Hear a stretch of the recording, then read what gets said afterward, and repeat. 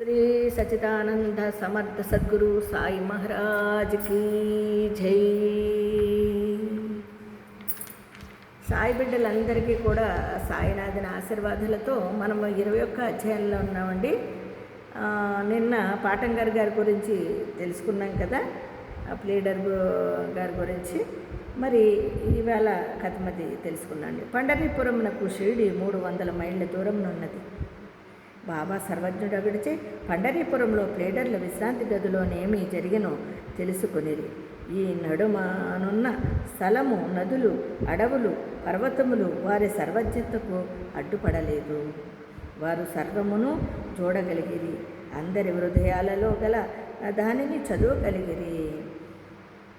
అదేనండి, ఈయన ప్లీడర్ గారు మనసులో భావాన్ని బాబా గారు చెప్పడం నిన్న మనం చెప్పుకున్నాం. ఆయనకి ఈ కొండలు, కోనలు, అడవులు, చెట్లు, చేమలు ఇవేమన్నా అడ్డమా? కాదు, సర్వాంతర్యామి. మన హృదయంలో ఏముందో తెలుసుకోగలిగే భగవత్ స్వరూపుడు మన సద్గురు సాయినాథుల వారు. కాబట్టి ఈయనకి అటువంటి ఏమీ అడ్డం లేదు. ఆయన ఎక్కడో ఉండి మేము ఏదో మాట్లాడుకుంటే దాన్ని గ్రహించగలిగిన ఆయన మహానుభావుడే మన సద్గురు సాయినాథుల వారు అని ఆయన అనుకుంటూ వారి సర్వమును చూడగలిగిరి. అందరూ హృదయాలలో గలదానిని చదవగలిగిరి. ఎవరెవరు హృదయాల్లో ఏముందో ఆయనకు తెలుసండి. వారి తెలియని రహస్యమేమీ లేదు. ఆయనకు తెలియదంటూ ఏమీ లేదు.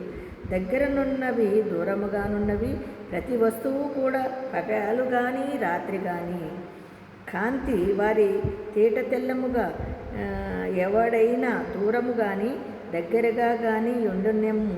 బాబా సర్వాంతర్యామి ఒకటి చేత వారి దృష్టి నుంచి తప్పించుకొనుట వీలు లేదు.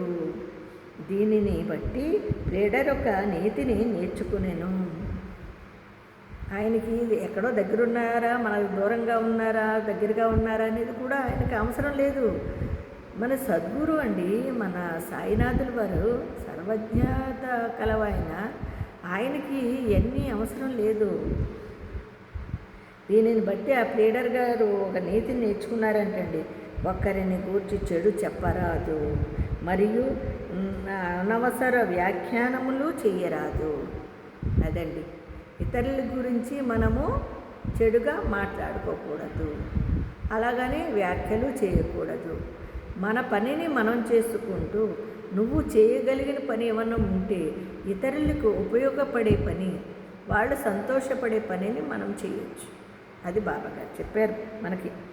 ఒకరిని గురించి చెడు చెప్పరాదు, మరియు అనవసర వ్యాఖ్యలు చేయరాదు. అట్లు బాబా అతనిని దుర్గణములను పోగొట్టి సన్మార్గములో పెట్టాను. బాబాగారి దగ్గరికి వచ్చాడైనా అతనిలో ఉండే దుర్గుణము అదొకటి, అది బాబా దగ్గరికి వచ్చాక ఆయన పోగొట్టుకున్నారండి. అలాగే మనం కూడా నిరంతరము భగవంత్ సేవలో బాబా గారిని స్మరిస్తూ ఉన్నాం కదండి. మనలో ఉండే చెడులన్నీ కూడా చాలా వరకు నిర్మూలన అయిపోతాయండి. అవి పోవాలి అంటే మన సద్గురు సాయినాథుల వారి పాదాలని గట్టిగా పట్టుకోండి.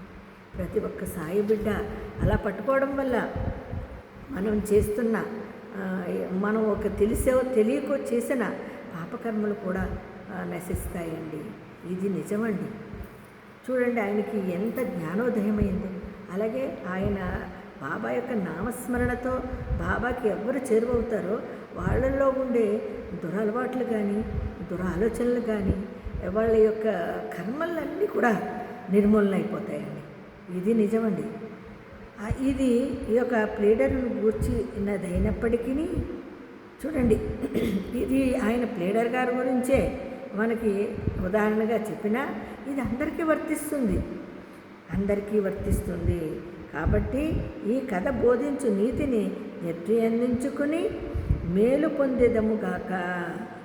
సాయిబాబా మహిమ అగాధము, వారి లీలలు కూడా అట్టివే, వారి జీవితము అట్టిదే. వారు పరబ్రహ్మ యొక్క అవతారమే. చూసారా ఎంత అద్భుతంగా మనకి బాబా గారు బోధిస్తున్నారండి. ప్రతి దాంట్లోని ఎంత భావార్థంతోనో బాబా గారు మనకి వివరణిస్తున్నారండి. చక్కగా మనము సాయి సచ్చరిత్రలో 21వ అధ్యాయాన్ని కంప్లీట్ చేసుకున్నాము. రేపటి నుంచి 22వ అధ్యాయంలోకి వెళ్దామండి. అంతవరకు సాయిరామ్ అండి.